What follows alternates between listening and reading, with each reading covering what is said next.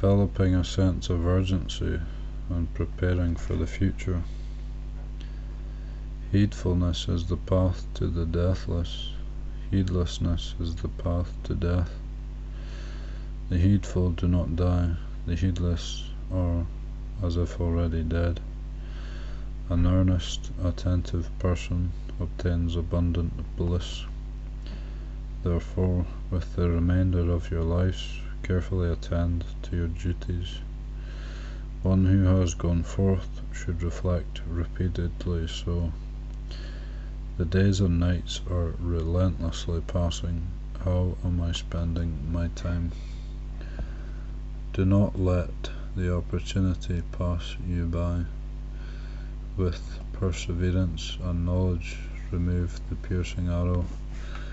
You should promptly do the deed you know leads to your own well-being. The lazy, lethargic slacker who, although still young and strong, does not devote himself to timely tasks and wallows in heedless fantasies, does not find the path to wisdom. A person of little learning grows old like an ox. His muscles develop, but his wisdom does not. They who have not led the pure life, who in youth have not acquired wealth, sit dejected like old herons at a pond void of fish. They who have not led the pure life, who in youth have not acquired wealth, lie bemoaning the past like spent, wasted arrows. All profit is founded on two things: obtaining the unacquired and protecting the acquired. Whatsoever families, monks attain great wealth and last a long time, all of them do so because of these four reasons, or one or other of them, namely, they seek for what is lost, repair the worn, consume in moderation, and put in authority a virtuous woman or man. Heedfulness is the path to the deathless. Heedlessness is the path to death. The heedful do not die, the heedless are as if already dead.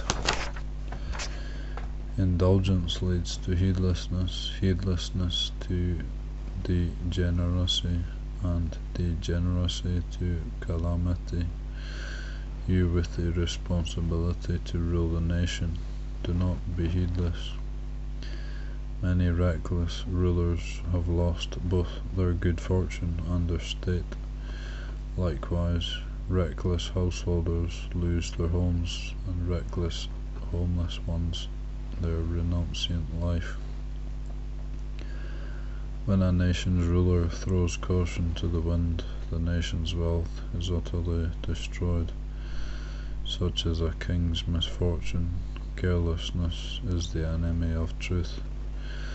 Through a ruler's excessive negligence, thieves destroy a rich, prosperous country. Descendants, gold, and treasure are all lost. Once plundered, a country's wealth is no more. Despite being king, when all wealth is lost, friends and relatives do not respect your judgment.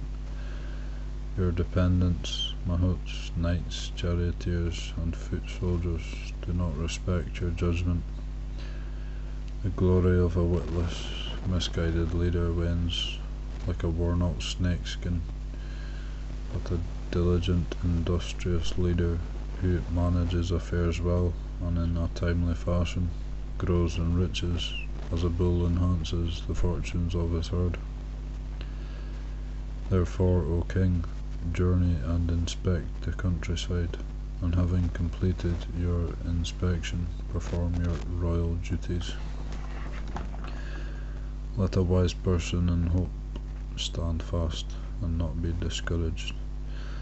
Myself, I see clearly the fulfillment of all my desires.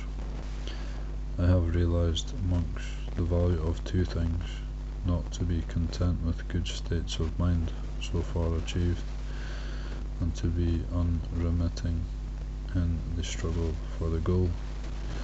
Through diligence have I won enlightenment.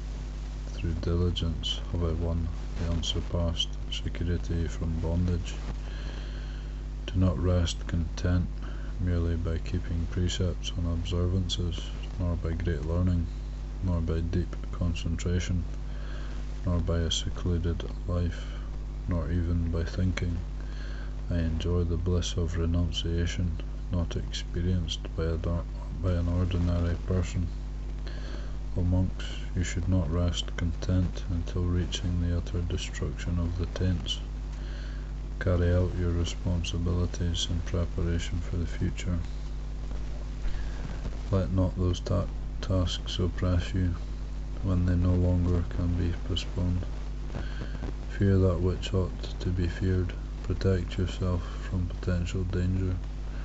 A wise person inspects this world and the next, considering future danger. Monks, recognizing these 5 future dangers, i.e., the possibility of old age, illness, famine, social unrest, and schism in the Sangha, you should be earnest, ardent, and resolute to attain the unattained, master the unmastered, and realize the unrealized.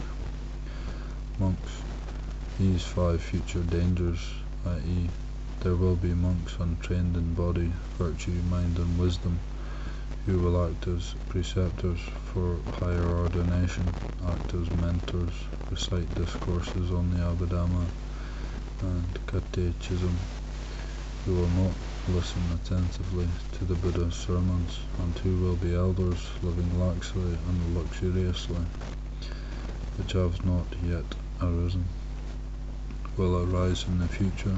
Be aware of these dangers. Be aware. Endeavour to prevent them. Monks, these 5 future dangers, i.e., there will be monks who long for fine robes, rich food, and pleasant lodgings, and will seek these by violating the discipline. There will be monks who overly associate with nuns and female novices, and who will overly associate with lay stewards and male novices, which have not yet arisen, will arise in the future. Be aware of these dangers. Being aware, endeavour to prevent them. Here Sariputta, the lords of Chakusanda, Kona, Gamana, and Kassapa were diligent in teaching the Dhamma in detail to their disciples, and they had many discourses in prose and verse, and catechetical discourses. They prescribed the training rules for their disciples and laid down the Patimokkha. When these Buddhas, these blessed ones, and their awakened disciples passed away, disciples of the later generations of various names, families, and clans went forth and preserved the teaching for a very long time. It is as if various flowers loose on a plank of wood, well tied together by a thread, are not scattered and dispersed by a gust of wind. This is because they are well tied together by the thread. It is for this reason that the teaching of the Lords Chakusanda, Kona, Gamana, and Kassapa lasted long. And then the Venerable Sariputta addressed the monks and said, "Friends, this Dhamma has been well proclaimed and well imparted by our Lord, the perfectly enlightened one. It leads to salvation and is conducive to peace.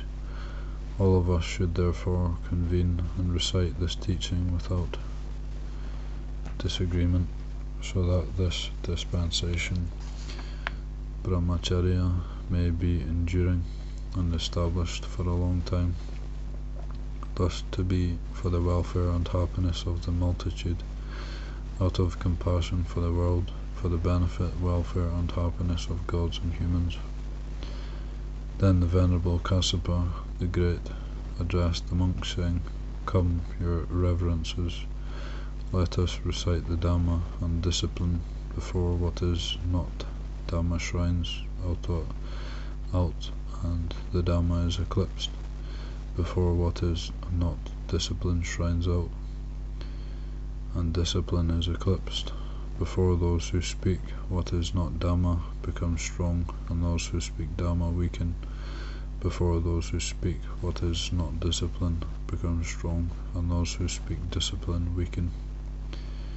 Ananda, as long as the Vajrayans hold regular and frequent assemblies, as long as the Vajrayans meet in harmony, break up in harmony, and carry on their business in harmony, they may be expected to prosper and not decline.